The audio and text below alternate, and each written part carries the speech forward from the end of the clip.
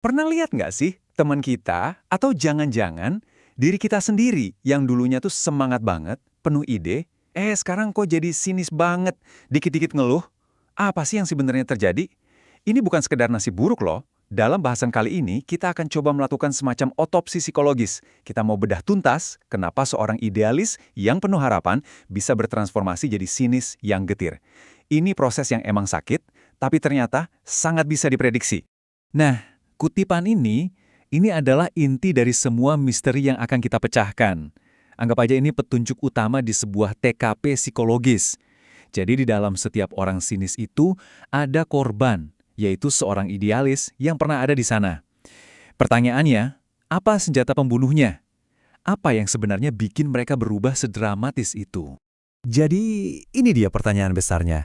Kenapa sih pola ini kayaknya berulang terus? Jawabannya tuh bukan karena dunia ini jahat atau kita lagi sial aja. Ternyata ada semacam kode kerusakan yang udah tertanam di dalam sistem operasi pikiran seorang idealis. Yuk kita coba buka kap mesin psikologis ini dan kita lihat apa yang bikin semuanya jadi berantakan dari dalam.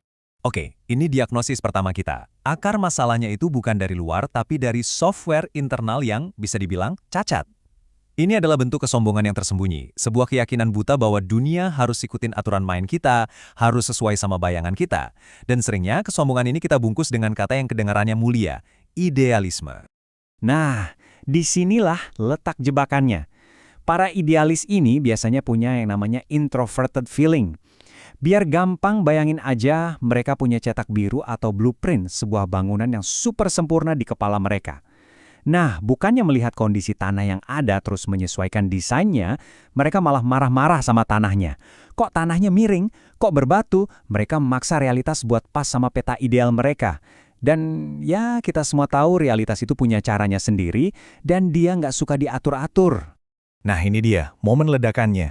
Setelah berkali-kali harapannya digebuk sama kenyataan, sistem mereka akhirnya error. Terjadilah pembajakan psikologis yang namanya T-grip.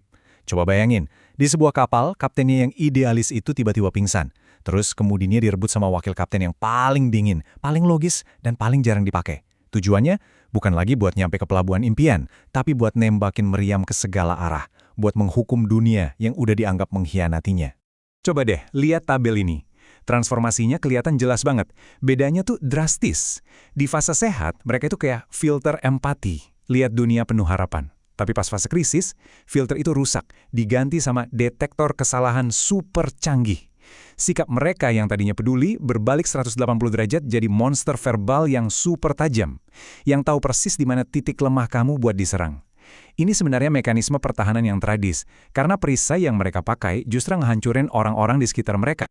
Dan yang lebih seru lagi, kode kerusakan ini bisa dapat bahan bakar tambahan dari mana-mana. Sebut aja ini akselerator kekecewaan. Contohnya, dalam primbon Jawa, ada weton tertentu yang dianggap punya watak dasar suka ngebantah. Atau di astrologi, ada zodiak tertentu yang dikenal kaku banget sama visinya. Faktor-faktor ini, yang meskipun bukan penyebab utama, tapi bisa jadi bensin yang nyiram api kekecewaan, bikin mesinnya jalan lebih cepat dan lebih panas.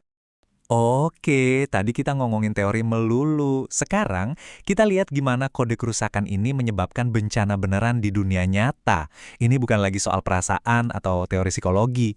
Ini soal bukti nyata yang bisa kita lihat. Yuk kita periksa beberapa laporan kerusakannya.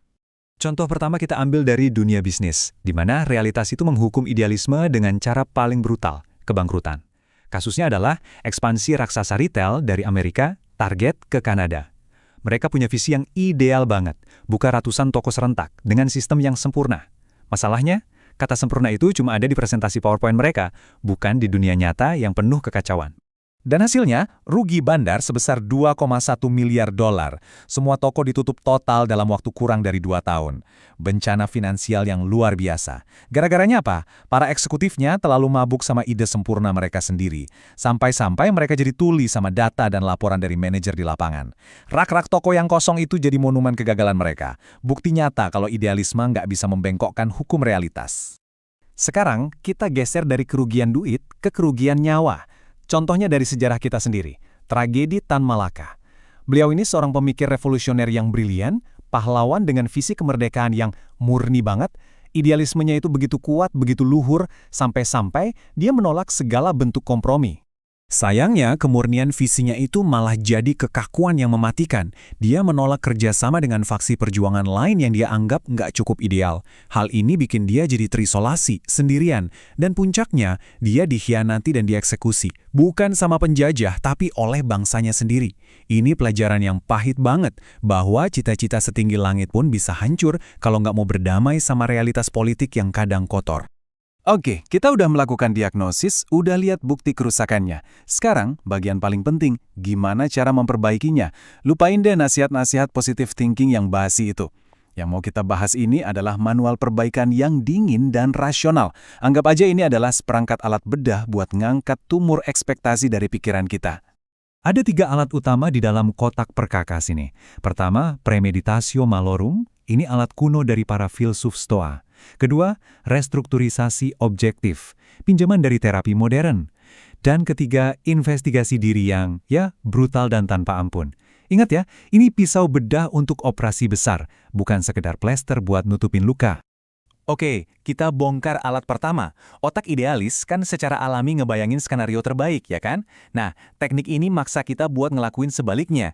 Setiap pagi, coba diluangin waktu semenit aja buat ngebayangin semua hal yang bisa berantakan hari ini.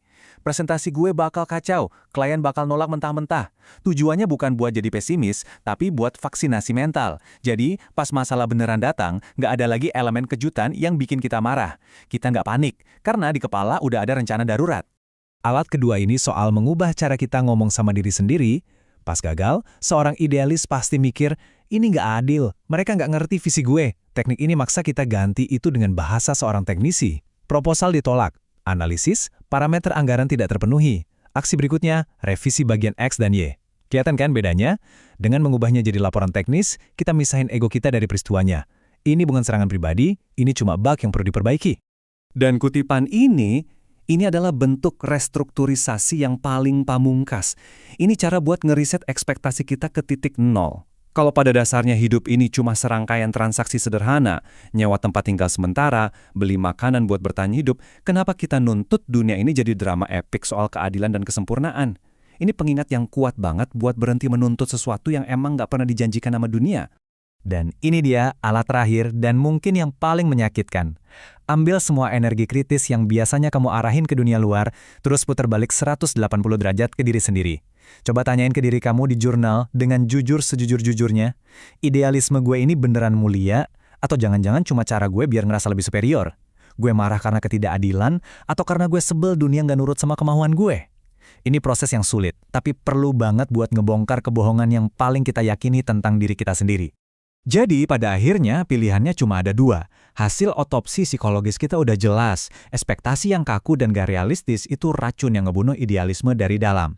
Jalan keluarnya bukan dengan berusaha lebih keras mengubah dunia, tapi dengan keberanian buat menghancurkan ekspektasi kita sendiri. Pertanyaannya sekarang kembali ke Anda, mana yang akan Anda pilih? Menghancurkan ekspektasimu atau membiarkan ekspektasimu yang menghancurkanmu?